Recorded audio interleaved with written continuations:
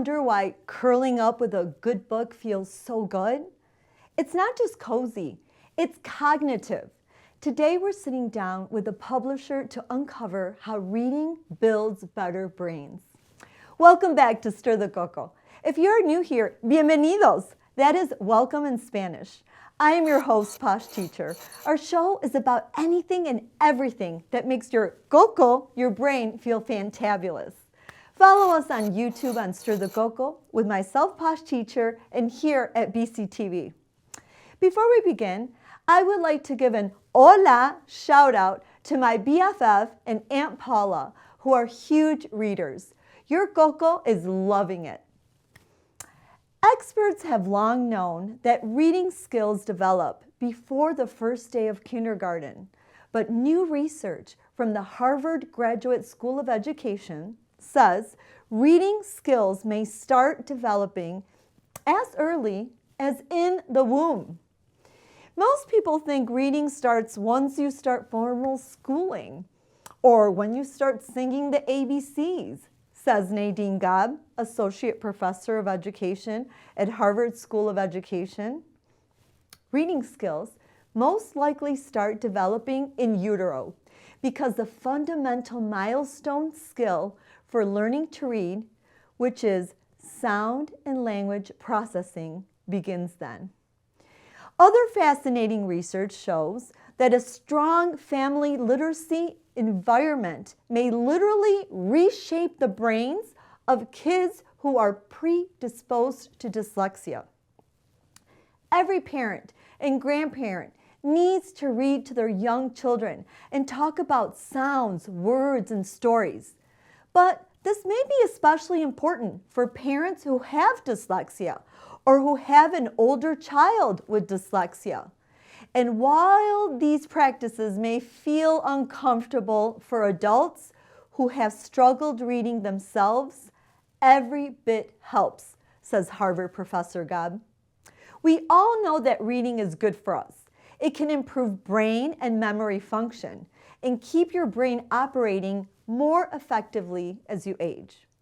Reading also reduces stress, promotes relaxation, improves your sleep, and has the potential to decrease the likelihood of developing. However, not all of these benefits are created equal across reading platforms.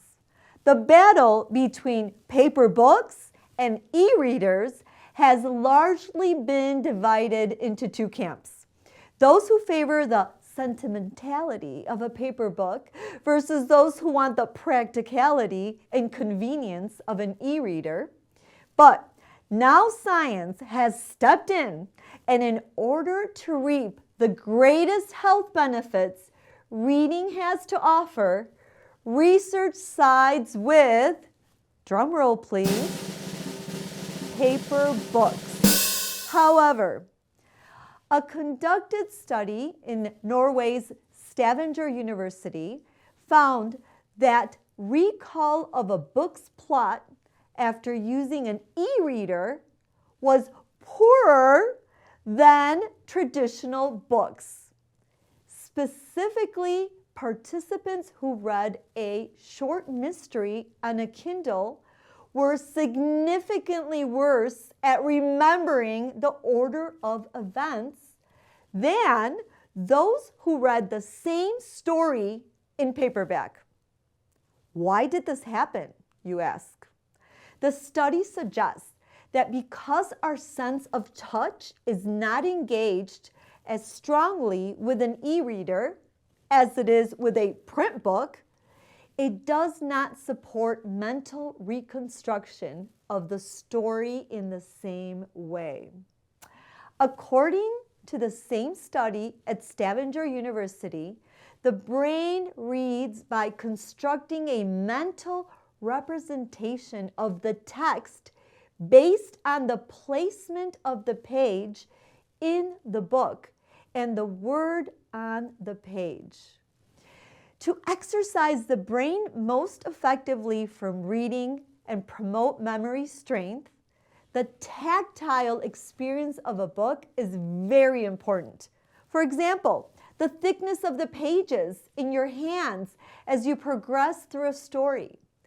E-readers don't provide the same visual sense of progress when you're reading. The inability to control the text physically by flipping back to previous pages makes written notes in the margins or bending the pages of all whatever you're reading. All this can reduce long-term memory of text. Reading an old-fashioned novel not only improves brain function and memory, but can also improve your sleep. As we increasingly spend more time and more of our days in front of screens, it's important to disconnect and relax, especially before bedtime. Reading a paper book can signal to your body that it's time to sleep.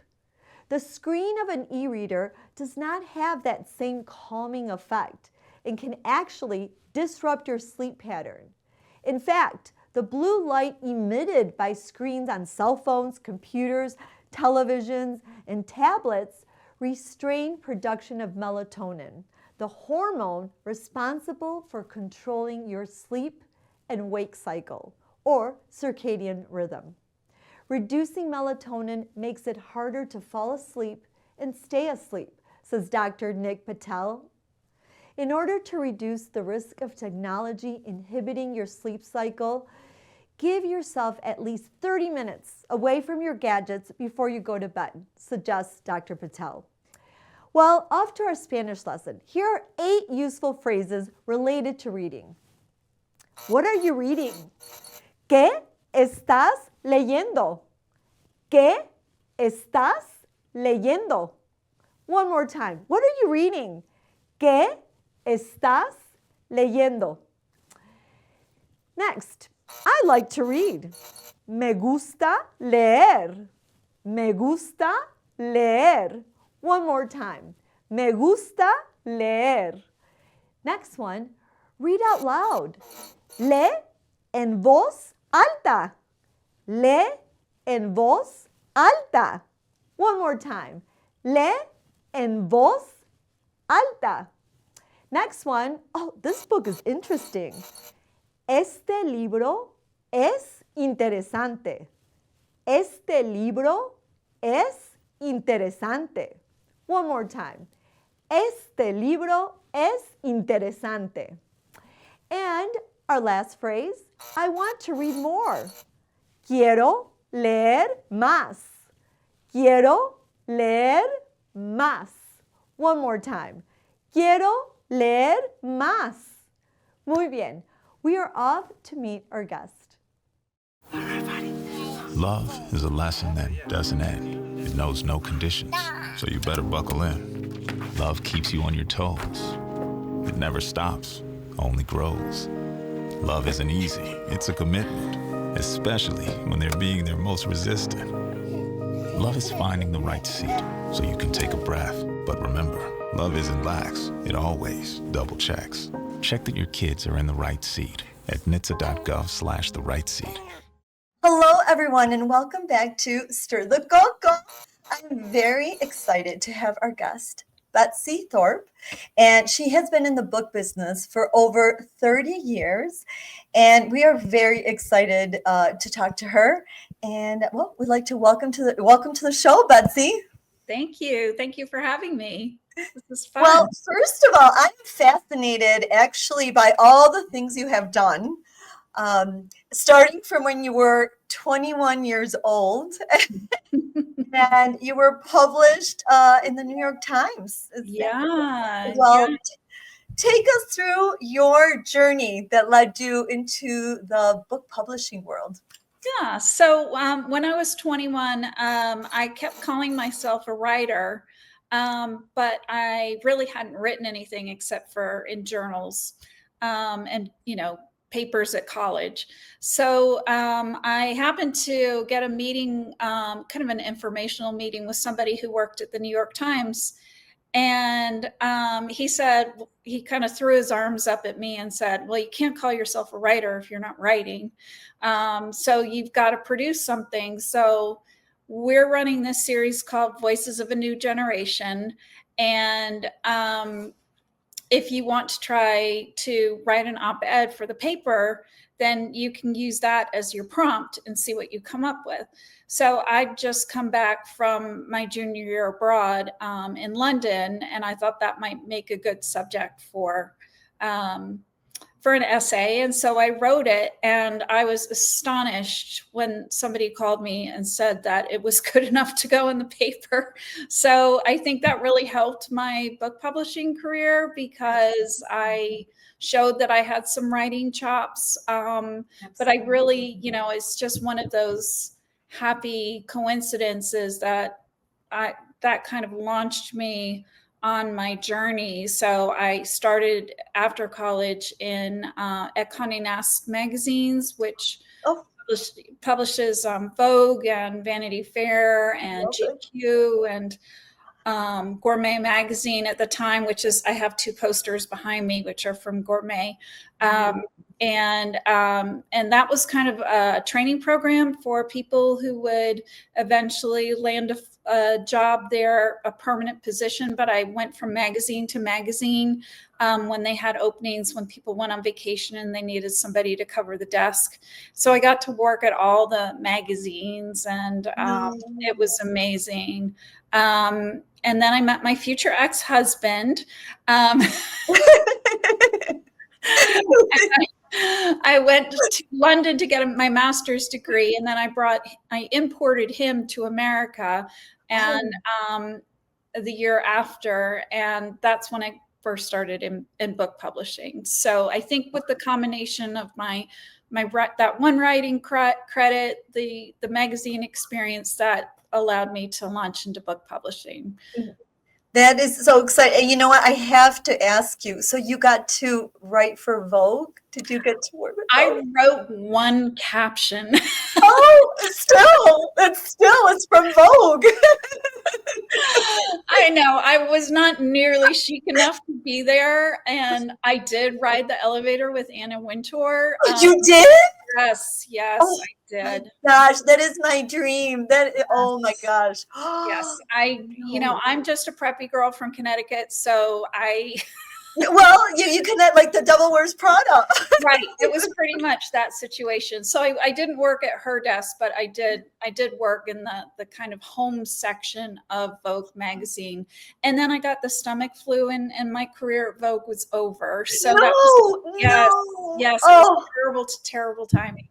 But I did work for Tina Brown at Vanity Fair, and that was super cool. And yeah, so it was a really neat time. But I determined at that point that I really wasn't good with short form, little pieces on beauty, and it was kind of recycling the old stuff. And I just really wanted to go deeper. So that's when I got into book publishing. And so book publishing, you hear people, oh, a book publisher. What is the life of a book publisher? What does it look like, Betsy? Tell us. Right. So I'm on the editorial side. So, and I'm in adult, quote unquote, adult publishing, which does not, mean anything extra.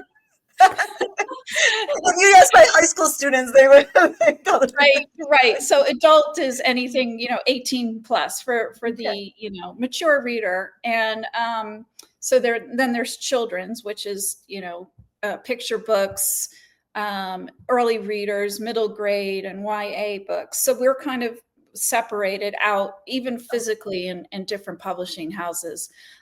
So I didn't have a lot of experience with children's books until I became an independent editor.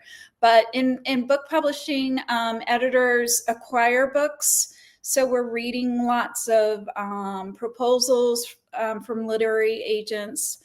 And then if we like it, we'll bring it to an editorial meeting, and then a room full of people all have your material, and they'll judge it and say whether it's good or something that we should acquire. And then if that goes through, then you go up one more level to the publisher's board meeting, and hopefully they let you acquire the book.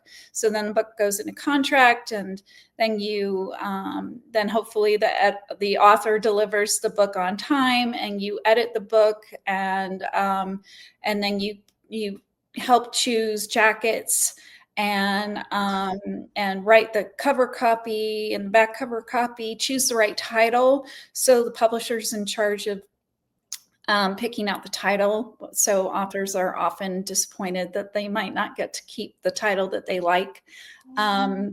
And shepherd it through marketing and publicity, which are different departments, but we're kind of making sure that everything goes okay with those folks. So at my last editorial job, I was supposed to acquire 16 books a year and edit 16 books a year. So it was pretty. These are not picture books, so there's a lot of not picture books. So at the end of my career, I was kind of the parenting and health editor, so that was my little niche. And then I went independent when my first daughter was born, and that allowed me to really branch out into everything. So now I publish or help edit and print a lot of novels and memoir and all sorts of fun stuff. So it's always a new project every week, which is really makes your life exciting. And yes, exactly, and new challenges too. So in your opinion, why is reading still so important in this fast-paced digital world? I struggle with this myself. I don't think that I read as much as I used to because of our phones are so accessible and they're in our back pockets, right? Yes. And we just, it's too tempting to always pick it up. And if we're bored for a millisecond, we'll pick it up and scroll Instagram, and then just 15 minutes later, that time has gone. So I've found that, you have to be really intentional about putting your phone in a different place, picking up a stack of books. If one thing doesn't interest you, then move on to the next. But you have to be intentional about the content that you're consuming. And I'm kind of growing passionate about this because we so often just let whatever comes onto Netflix or whatever is on TikTok or Instagram, and we're not in control. And, there's nothing wrong with the algorithm. It's entertaining and there's great geniuses behind it. But when you're not, being precise about where you're putting your attention and why that you're doing it, then 2 hours can escape you and you've really learned nothing and done nothing, and you've not used your imagination at all. You've let some other creator into your life, and they may or may not be any good. So. Well, and I like what you said about your imagination. So do you think that is the special part of reading that we're losing? Right. It's a huge part of reading. And that's why, if you ask 9 out of 10 people, was the book better or was the movie better? They're pretty much always going to say the book was better because they pictured the scenes in their own minds. They could, populate, what does this world look like? And there's nobody influencing you on, what people, which people were cast. It's all in your mind. And I find it's a magical kind of contract between the author and the reader. Wow, I love those words that you said, a magical contract. Yeah, it's really, the author puts their book out there, and whatever happens to it after it's printed, it's up to the readers. And, reading is subjective, art is subjective. So what you might like, your best friend may not. So that's, a really interesting thing to know. And there are so many amazing books out there for every person that it's just a question of finding what you like and, our local libraries let us check out 50 to 100 books at a time. if you have, and it's free. it's free, and if you have arms strong enough to carry all those, I mean, I love seeing families coming out of the library with absolute tote bags full of books for their kids and for themselves. When you hear people say, I don't have time to read, how can people fit that into their lives? What advice do you have for them? So many ways. So my top ways of reading a book are just having everything accessible at any one time. So you never know when you're going to have some downtime, in a parking lot, or on your commute to work, or doing housework. So I've got audiobooks. Again, use the library. There's the Libby app that we have with our public library, but you can download free audiobooks from Libby. There's the Kindle. And then just having a stack of books, just leave books around. If your budget allows, get them from the used bookstore if budget's a problem, for $1 or $2. But really, nobody should be excluded from having books in their home, because there's free libraries, there's used bookstores, there's regular independent bookstores that are marvelous, and librarians and bookstore owners want to know, will gladly help you. What are your likes? What do you want to read? What really interests you? And then they'll send you home with some suggestions. So I love them. And actually, when people go to the library, Betsy, I think they should grab one of your books. I read your other book, and I still have to open this one up. Oh, thank you. So here's the first one. Yes, I read that one. And you were very sweet to give me a review. And look what it has inside. Thank you. I have an autographed copy, everybody. And this is the third book, so it's a trilogy. Oh my gosh, I'm behind. Okay. Let's see. That's the third, and supposedly the highest rated on Goodreads. So yeah. That's so exciting. Your books are amazing. And it takes you into another world. I love it. Give us a 2-minute spiel about what inspired you to write this trilogy. So when I was living in England with my future ex-husband, I was getting my master's degree in Middle English literature, which is kind of an esoteric subject. Wow. But the women there who I'd studied with on my junior year abroad were very encouraging of my skills in that area. And so, that's Chaucer, that's,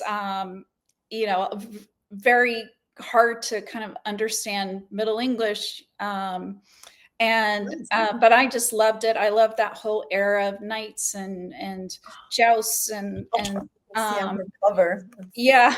So exactly. Yeah. So the designer put it in the background, which beautiful. Really I'd wear that. So the idea is that a person with kind of my training was sent back in time to kind of solve mysteries or get back to the present.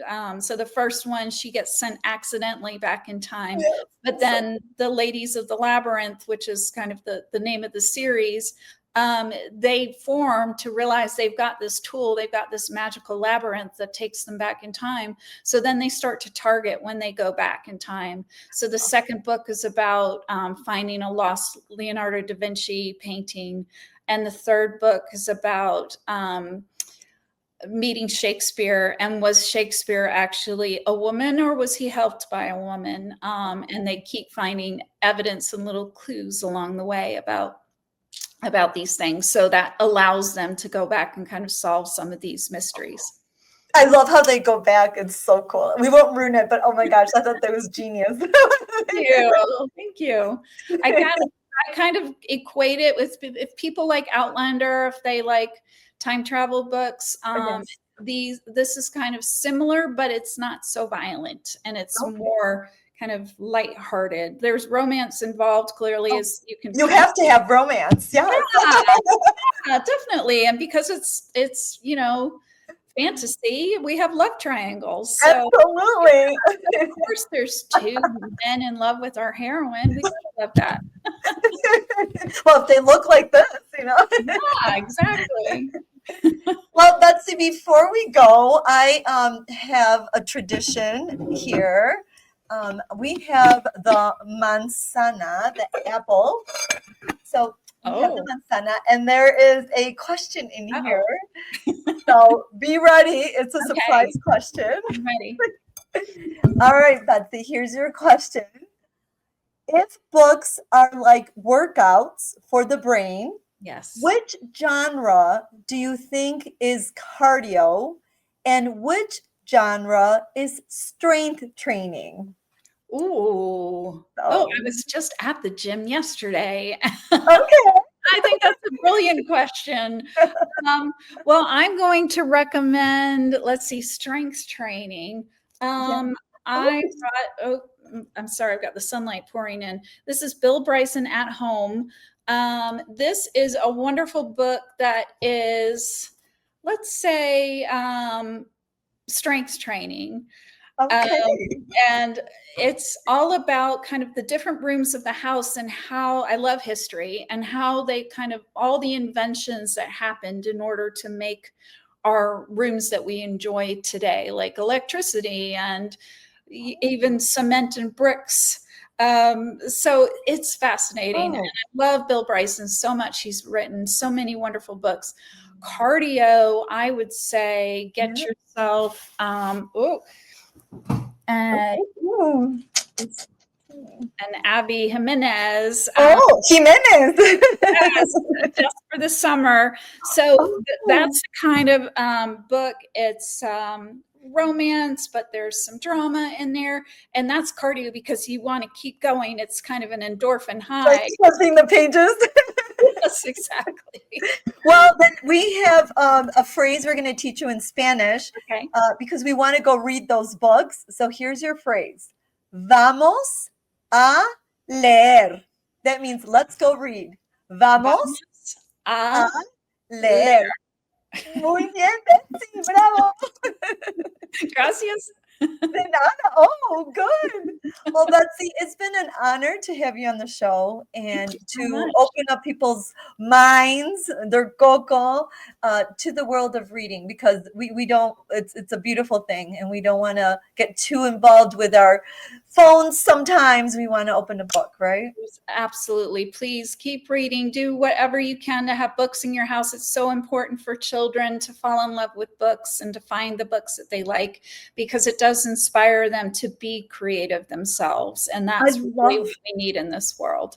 I love that. And, we have a lot of followers that are grandparents. And I mean, would you agree that it's a way to, connect with them? It's one of the best ways is to read a story together, read multiple picture books if they're little or, early readers and just get their imagination sparked about these magical worlds that authors give us. I mean, it's honestly a huge gift to tap into their brains and to see what they're doing.